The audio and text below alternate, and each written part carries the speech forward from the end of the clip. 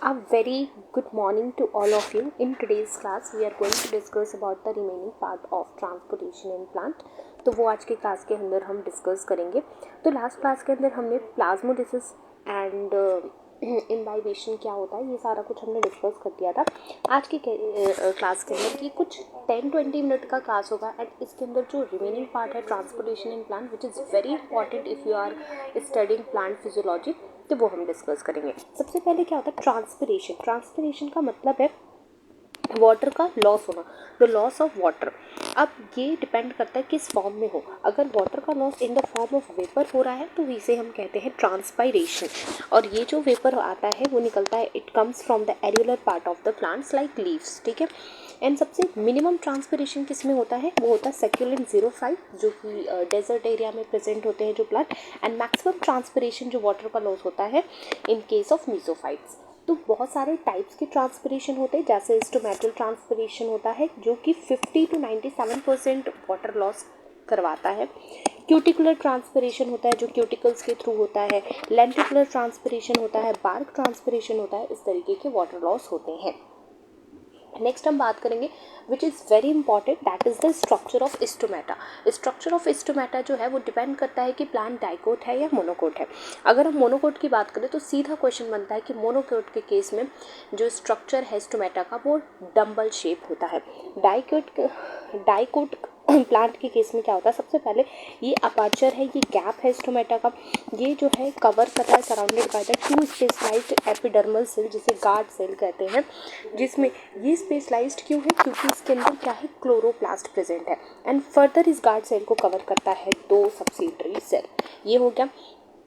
अब ये जो गार्ड सेल है, ये जो हमने जीसी पढ़ा गार्ड सेल है, ये किडनी शेप है, बीन शेप है. ठीक है, ये है. तो ये किस केस में होता है, as I already told with you, ये होता है the case of dicot. And monocot के केस में क्या होता है, डम्बल शेप होता है. अब हम बात करेंगे mechanism of opening and closing of stomata. तो किस केस में ये ओपन होता है, किस केस में ये क्लोज होता है. ये होता है it is due to because of changing of turgidity of the guard cell. ये जो हमने गार्ड सेल पढ़ा इसकी टर्जिडिटी में चेंज होता है तो क्या होता है, ये ओपन होता है और क्लोज होता है. सबसे पहले गार्ड सेल टर्जिड कब होता है, अगर गार्ड सेल टर्जिड होगा तो इसका ओपी जो है वो बढ़ जाता है, ऑस्मोटिक प्रेशर बढ़ जाता है, जिससे स्टोमेटा ओपन होता है, एंडोस्मोसिस होता है. गार्ड सेल जब फ्लैसिड होता है तो एक्सोस्मोसिस होता है, स्टोमेटा क्लोज होता है. ये इंपॉर्टेंट है. Cell wall of the guard cell, cell wall of the guard cell के सेल वॉल पे क्या होता है, सेलुलोज माइक्रोफाइब्रिल प्रेजेंट है जो कि अरेंज होते हैं. अगर रेडियल तरीके से तो क्या होता है, स्टोमेटा ओपन होता है. अगर वो लॉन्गिट्यूडनल होंगे तो क्या होगा, स्टोमेटा इसके केस में क्या हो जाएगा, क्लोज हो जाएगा स्टोमेटा. ठीक हो गया. नेक्स्ट अब हम बात करेंगे the modern and most acceptable theory of stomatal opening. ये जो है ना पूरा याद होना चाहिए. क्या होता है, सबसे पहले कार्बोहाइड्रेट है, कार्बोहाइड्रेट से पैप बन गया, पैप से ऑक्सैलो एसिटिक एसिड बन गया. उसके बाद से malic acid, malic acid divide होता है मैलेट एंड हाइड्रोजन आयन में. तो ये हाइड्रोजन आयन बाहर जाता है, इसको बैलेंस आउट करने के लिए पोटेशियम अंदर आता है एंड फिर और क्लोराइड आयन भी अंदर आता है. फिर यहाँ पे पोटेशियम मैलेट बन जाता है, ये ऑस्मोटिक प्रेशर को बढ़ाता है जिससे एंडोस्मोसिस होता है और स्टोमेटा ओपन होता है. तो ये हो गया most accepted theory about the stomata opening. अब क्लोजिंग के लिए जो है that is the abscisic acid theory है, ABA थ्योरी है for closing of stomata. And as I told with you कि यहाँ पे मैंने बताया था कि स्टोमेटा ओपन कब होता है, जब ऑस्मोटिक प्रेशर ज़्यादा होता है. तो यहाँ पे देखो ऑस्मोटिक प्रेशर ज़्यादा हो रहा है, एंडोस्मोसिस हो रहा है एंड स्टोमेटा ओपन हो जा रहा है. तो क्लोजिंग के लिए एब्सिसिक एसिड थ्योरी है. बहुत सारे फैक्टर्स हैं जो रेट ऑफ ट्रांसपिरेशन, जो लॉस ऑफ वाटर है उसको अफेक्ट करते हैं. For example relative humidity. Relative humidity क्या होता है, इससे ट्रांसपिरेशन का इन्वर्सली प्रोपोर्शनल है. ये बहुत इंपॉर्टेंट फैक्टर है विच इज़ वेरी इंपॉर्टेंट. बहुत सारे ऐसे मतलब कई बार एग्जाम में क्वेश्चन 4 ऑप्शन यही दे रखे होते हैं बट उससे सेलेक्ट वन करना है. तो most preferable answer is this कि रिलेटिव ह्यूमिडिटी. कई बार क्या होता है, रिलेटिव ह्यूमिडिटी क्या होता है कि बहुत ही ज़्यादा बढ़ गया या कम हो गया तो स्टिल स्टोमेटा ओपन होता है. फिर दूसरा है रेट ऑफ ट्रांसपिरेशन, टेम्परेचर पे भी डिपेंड करता है अकॉर्डिंग टू, जैसे 10 डिग्री सेंटीग्रेड अगर टेम्परेचर बढ़ाओगे तो ट्रांसपिरेशन का रेट जो होता है वो डबल हो जाता है. लाइट भी इसको अफेक्ट करती है. ये ब्लू लाइट में रेट ऑफ ट्रांसपिरेशन ज़्यादा होता है comparatively to the red light. Wind velocity के भी क्या है, ये डायरेक्टली प्रोपोर्शनल है, बट एक लिमिट तक है, उसके बियॉन्ड नहीं है। Rate of transpiration atmospheric pressure के इन्वर्सली प्रोपोर्शनल है। एंड कुछ एंटी ट्रांसपेरेंट्स मॉलिक्यूल्स है जिसका नाम याद रखना है, aspirin, salicylic acid, phenyl mercuric acetate, abscisic acid, as I told with you, abscisic acid which is responsible for the closing of stomata, carbon dioxide and silicone oil too. अब हम बात करेंगे कि ट्रांसपिरेशन एंड फोटोसिंथेसिस किस तरीके से combinedly काम कर रहे हैं। देखो क्या है कि ट्रांसपिरेशन क्या करवा रहा है, इट क्रिएट्स अ पुल। एक लीफ है, इस पर एक नेगेटिव प्रेशर क्रिएट कर रहा है, जिसके वजह से क्या हो रहा है, वेपर के फॉर्म में वाटर का लॉस हो रहा है, जिसके वजह से क्या हो रहा है, नीचे से पानी ऊपर आ रहा है। तो ये एक पुल क्रिएट कर रहा है, ये सप्लाई कर रहा है वाटर को फॉर फोटोसिंथेसिस, एंड ये कूल कर रहा है लीफ सर्फेसिस को, क्योंकि वहाँ पे क्या वाटर का लॉस हो रहा है। दूसरा है कैपिलरी वाटर। प्लांट जो है एब्जॉर्ब करते हैं, सिर्फ यही कैपिलरी फॉर्म ऑफ वाटर को ही एब्जॉर्ब करते हैं, जो कि मिट्टियों के बीच में, सैंड्स के बीच में, सॉइल के बीच में प्रेजेंट होता है। अब दो पाथवे है जो नीचे से रूट से प्लांट तक जाता है, that is symplastic pathway and anaplastic pathway. Symplastic pathway एक लिविंग पाथवे है, किस तरीके से रूट है, रूट से किस तरीके से वाटर मॉलिक्यूल एंटर करते हैं, कौन सा पाथवे फॉलो करते हैं, विच इज़ वेरी इंपॉर्टेंट। तो as I told with you कि this is the living pathway, and ये इंटरकनेक्टेड प्रोटोप्लास्ट के थ्रू होता है, प्लाज्मोडेस्माटल कनेक्शंस के थ्रू होता है। सेल के अंदर गया, उसके साइटोप्लाज्म के अंदर गया, उसके प्लाज्मोडेस्माटल कनेक्शंस के अंदर गया, फिर ये होता है। ये लिविंग पाथवे है, इसलिए स्लो है। क्योंकि स्लो इस वजह से है क्योंकि ये बहुत सारे मेम्ब्रेन्स को क्रॉस करता है, ट्रांस मेम्ब्रेन पाथवे को क्रॉस करता है। एपोप्लास्टिक पाथवे एक नॉन लिविंग पाथवे है, इसे कोई मेम्ब्रेन क्रॉस नहीं करना होता, तो ये फास्ट होता है। तो सेल वॉल से गया इंटरकनेक्टेड स्पेस में एंड जाइलम कैविटी में क्या होता है, रूट केयर।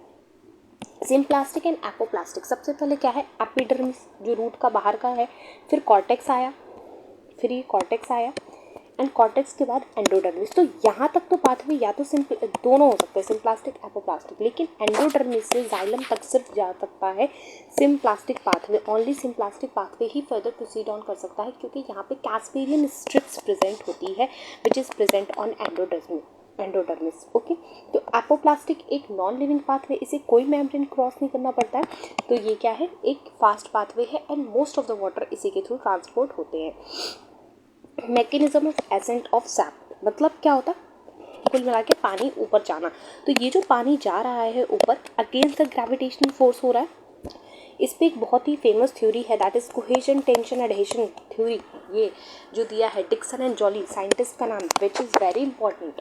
ये इंपॉर्टेंट है, ये मोस्ट एक्सेप्टेड थ्योरी है। कोहेशन का मतलब क्या है, म्यूचुअल अट्रैक्शन रखना वाटर मॉलिक्यूल्स के बीच में, जिससे कंटिन्यूटी मेंटेन रहे। एंड एडहेशन क्या है कि वाटर मॉलिक्यूल जाइलम के वॉल से अटैच हो, ये है adhesion. Okay, and surface tension भी क्या होता है वो मैं अभी आपको बताऊंगी।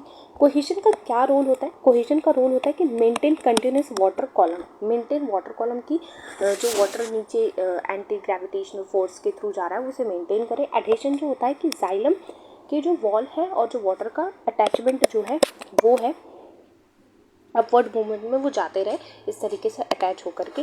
दूसरा क्या है, transpiration pull, due to rapid transpiration by leaves, बार बार लीव्स से वाटर लॉस हो रहा है, तो वाटर लॉस हो रहा है तो उसको फिलफिल करने के लिए प्लांट को है कि नीचे से मैं जल्दी जल्दी ट्रांसपोर्ट करूँ, तो ये ट्रांसपोर्टेशन पुल बन रहा है।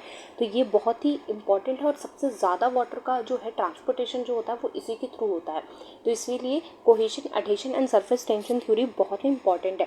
एंड कई बार इतनी दूर तक प्लांट का वाटर ट्रांसपोर्ट 130 मीटर तक जो है प्लांट का वाटर ट्रांसपोर्ट होता है। ये है cohesion, adhesion and surface tension. ये जो है ये एक टेंसाइल स्ट्रेंथ दे रहा है, क्योंकि वाटर कंटिन्यूटी मेंटेन है, एक तरीके से जाइलम वॉल से एंड वाटर अटैच हो रहा है, तो इस तरीके से ये स्ट्रेंथ बना रखा है और हाई कैपिलैरिटी है। अब नेक्स्ट हम बात करेंगे about the root pressure. Root pressure क्या है, रूट प्रेशर सबसे वेरी इंपॉर्टेंट, ये पूछता है ये एक्टिवली ट्रांसपोर्टेड आयंस, जो एक्टिवली ट्रांसपोर्ट हो रहे हैं आयन, ठीक है, सॉइल से, इनको वाटर फॉलो करता है and increase the pressure in the xylem. तो इसे कहते हैं, ये जो एक तो वाटर कुछ मॉलिक्यूल्स जो हैं ये एक्टिवली ट्रांसपोर्ट होते हैं जिनको वाटर फॉलो करता है, और ये जो प्रेशर क्रिएट हो रहा है ये एक तरीके का पॉजिटिव प्रेशर है। एक एक लाइन से क्वेश्चन बना है, ये पॉजिटिव प्रेशर है जिसे हम कहते हैं root pressure, and it gives only modest push, not water transportation. मैंने बोला है कि ट्रांसपोर्टेशन तो पुल की ट्रांसपिरेशन पुल के ही थ्रू होता है। ये सिर्फ क्या करता है, रूट प्रेशर एक मॉडेस्ट पुश देता है। तो इससे 2-4 क्वेश्चन वेरी इंपॉर्टेंट, 2-3 लाइन। सबसे पहले कि रूट प्रेशर एक एक्टिविटी ट्रांसपोर्ट आयन को फॉलो करता है वाटर, और ये जो ये प्रेशर क्रिएट करता है जाइलम कैविटी पे, एक पॉजिटिव प्रेशर होता है, इसे कहते हैं रूट प्रेशर, जो कि एक सिर्फ मॉडेस्ट पुश प्रोवाइड करता है। फ्लोएम ट्रांसपोर्टेशन बाई डायरेक्शनल होता है एंड जाइलम ट्रांसपोर्टेशन यूनिडायरेक्शनल होता है। फ्लोएम से फूड का ट्रांसपोर्टेशन होता है। इसको प्रूव करने के लिए गर्डलिंग एक्सपेरिमेंट दिया गया। बाल्सम यूजिंग ईओसिन डाई, ये टेक्निक जो है ये जाइलम इट्स अ कंडक्टिंग, ये जो है जाइलम वाटर कंडक्ट करता है, इसके लिए थ्योरी दी गई है। तो फ्लोएम बाई डायरेक्शनल फ्लो करता है, जाइलम यूनिडायरेक्शनल फ्लो करता है। फूड कंडक्शन, देखो फूड का कंडक्शन क्या है, सोर्स टू सिंक तक होता है। ये सोर्स सिंक जो है according to the need and according to the seasonal ये चेंज होता है। जैसे सोर्स जो है, जो फोटोसिंथेटिक पार्ट जो फोटोसिंथेसिस कर रही है, जो फूड प्रिपेयर कर रही है, ये हो गया सोर्स, एंड सिंक जिसे नीड है, नॉन फोटोसिंथेटिक पार्ट, ये सिंक हो जाता है। और ऑलवेज ट्रांसपोर्टेशन हमेशा सोर्स टू सिंक होता है, और ये वेरी करता है, चेंज करता है on the basis off season and क्या उसकी रिक्वायरमेंट है। गटेशन क्या होता है, वाटर का लॉस होना। वहाँ पे ट्रांसपिरेशन क्या हो रहा था, वेपर के फॉर्म में, यहाँ ड्रॉपलेट्स के फॉर्म में, हाइड्रोथॉट्स के फॉर्म में, यहाँ पे क्या हो रहा था, लॉस होता है, तो उसे गटेशन कहते हैं, वाटर ड्रॉपलेट्स के फॉर्म में। और ये ऑलवेज इसके जो हाइड्रोथॉट्स हैं वो हमेशा ओपन ही रहेंगे, ओपन ही रहेंगे, ठीक है। ब्लीडिंग क्या होता है, कहीं पे कोई स्टेम है, इसको इंजरी हुई, तो उस इंजर्ड पार्ट से जो ऊजिंग लिक्विड निकल रहा है ना, उसे हम कहते हैं ब्लीडिंग, ठीक है। तो ये हमने पूरा चैप्टर फिनिश कर दिया। We completed this chapter, transportation in plant हमने खत्म कर दिया। अब नेक्स्ट क्लास में हम फोटोसिंथेसिस इन प्लांट पढ़ेंगे। तो ये बहुत इंपॉर्टेंट था। तो thanks for watching this video and do subscribe my channel if you like my class.